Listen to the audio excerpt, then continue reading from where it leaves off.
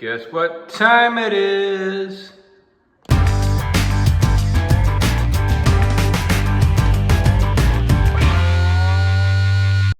Good afternoon, or whatever time you're deciding to watch this. Maybe at midnight, maybe at 3 in the morning. I don't know. Whatever you guys are doing. Somebody dropped a comment that they wanted me to do a review on my Bolens, which honestly I've had it up and going for probably close to 4 months now. And actually quite a bit has happened in that short span. I know some of it's on my TikTok, but I will do a good thorough video on YouTube here for you, so you can see just everything that I've done to it. Everything that I like, dislike. I can show you the little tweaks and stuff that I'm still making, modifying, which honestly I'm going to do today just a little bit. But we've done quite a bit lately, so let's give you guys a little bit of a recap as to, well, where we stand on it. So this is it in its entire entity.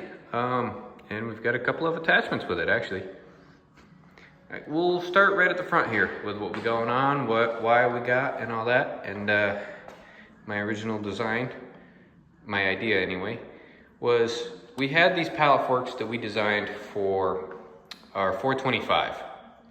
And they've actually proven to be very handy. Which all they do is just clamp on in a quick attach bracket. A front end quick attach bracket used for snow blower blade and all that. So luckily I've got a very loving and caring father that was willing to build and make anything that I wanted to. We needed a new bucket anyway. The old one was very rotted out. The whole bottom section of it was just toast, and it was old. And it had been sitting in a lot of dirt. It wasn't straight at all by any means.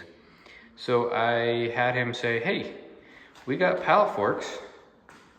Why don't, they fit a quick attach. Why don't we just make a quick attach front plate, and that way I can interchange and then just design a bucket like that. So that's exactly what he did for me. He was able to make this entire plate, which needs its own tweaking. It's the first time go at it here. His first problem he had, if you look very closely down here, there's an extra hole, and it's because he welded that plate on backwards or upside down. So hence I had to modify it and drill a couple of extra holes in there to get this to work pretty darn close. Obviously I've got a new hitch pin over there that I'm going to redesign for these because they are very hard to reach in there and get to pop out. But otherwise, he had this bucket made from scratch, and he did a very good job on it, which I have since just modified here a couple hours ago.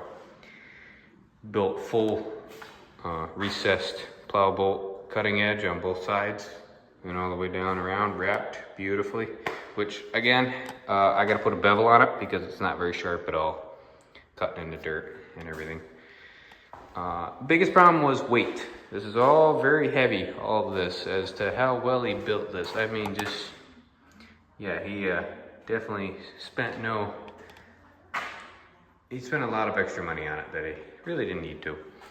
This had ears that came out to here. You can see where the line was. I cut them off for weight. There was a bar in the middle here, cut that out for weight. Really didn't need it. This is all fairly strong stuff. I mean, it's pretty thick. Just trying to cut that back a little bit. And obviously you can see the little problem now of how that's not sitting level, that's tipped forward, and that's just because of the way it's designed and how it bolts up and all that. So what we're gonna do is, actually I'm gonna cut, if you can see my finger line, I'm gonna cut right from here down to the bottom of that corner, and that should take a little angle out and get it to tilt back, so that, because right now this bucket sits level on the ground. So it's got to get tilted back so it can actually hold stuff, and stuff just doesn't roll out of it anymore. But otherwise, it will lift about 500-ish pounds. So I'm pretty satisfied with that. We can get right into the engine bay sorts of things. And honestly, it was a little bit of a fiasco and a modification just to get the original gas tank back in. I had to dent it up a layer a little bit just to get that pulley, that drive pulley in there to clearance. Just needed a little bit of persuading to get that pulley to clearance on that fuel tank. But otherwise, I've honestly only been through about a tank and a half of fuel on this thing in 4 months. It sips the fuel very nicely, so it's very fuel efficient. It sounds like a Harley with the big old stack on it, but that was actually kind of an easy modification. We just threaded an exhaust onto it and went up through, which honestly, I did put a bolt here, so this is replaceable and interchangeable if I ever feel like putting a muffler on. I'm not a big fan of the crankshaft extension onto the shaft and all that, but that's just the way it's got to be. You haven't had any problems, no major vibrations, nothing. Everything runs fairly smoothly for what it is. I do need to make a better battery hold down other than the white zip ties. Maybe I'll switch to the black zip ties. The pump. That's the biggest thing, was trying to custom weld a pulley and finagle it and get it bolted on there and everything, and get it lined up to that pump. Which we did have to notch the frame just a little bit. You can see right in there, just to get the bolt to clear. But otherwise, that's not bad, at least in my opinion. To keep tension on it because there is no spring tension or anything. So this is actually a very reliable engine. I still am running on the original generator nut twist throttle of it versus just the cable. It's just kind of sitting there. So yeah, that's maybe one day we'll fix that. I do want to currently get the headlights working. That would be really cool to have nighttime, because it also has a rear spotlight, so that's kind of neat. We've since put OTR tires on it, and they are loaded with extra wheel weights on them, and without that on, this thing, I could still pick up stuff and that rear end will come off the ground. So that box blade is very nice to have on there as good counterweight. Now, I built from scratch a custom 3-point for this. So don't think you guys are just saying, oh, well, where'd you buy it? Did you custom make it? Did you have somebody custom make it? I custom made it personally myself. It is a Cat 1.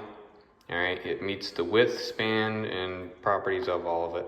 So we have Cat 1, 4-foot box blade will fit it. Because otherwise, Cat 0 doesn't exist today, guys. So Cat 1 is kind of the end-all, win-all of things, and to make it work. So this is custom made. I put some yokes on with some threaded rod. It goes up there to the rock shaft where it belongs, and then it comes back to custom bent twisted plates at the right angles that it needed to be at, with some expensive Cat 1 lower lift arms that again I had to finagle a couple little bends in, and it goes off the original axle ears, just like a John Deere 400 actually has those casted axle ears on there. It was a little bit of a finagle and fight to make the top link work, which honestly I kind of cheaped out on the way I was supposed to do it. I should have made a little Y bracket that comes off the ear here casted, but otherwise I just bought a Kubota arm that actually goes from here. It's an adjustable arm that's supposed to be kind of like in place of that bracket, and I just cut that, had to weld her straight because I was at an angle, spread it enough to slap the bolt through it. It was kind of chintzy and cheap, and maybe I should have put more time into it, but it works perfectly fine for what I do. Now this is a little on the heavy side, but it does lift it. You can feel it does strain. Again, it is a 40-year-old tractor, 40 some odd year old, I really don't know. But this thing is beefy, and obviously it's very capable of all the work that I've achieved with it. So I'm very proud of this setup. And as always, I always forget to do an outro of the video if you survive through my boring monologue, which honestly I should do better. A little bit more excitement, jazz things up. Maybe we can add some fire into the next video. But seriously, I love the Bolens, love the setup of it, love using it. It's a great overall small little tractor, little go around. I call it the back saver. And yeah, we're gonna wrap this up. I gotta move some stuff around with it anyway today. So as always, if you like the channel, make sure you like, follow, subscribe. Look me up on TikTok. I post a lot of stuff on there. So I'm trying to do as best I can. I got a lot of educational videos down the pike that I'd like to do for you. I'm gonna try and do as many videos as I can here this winter, especially since it comes springtime. We're expecting a new member to the family, so that'll be quite interesting. I hope she likes tractors. That'll be a great bonus for that. But yeah, stay tuned for the next video, guys. Happy tractoring.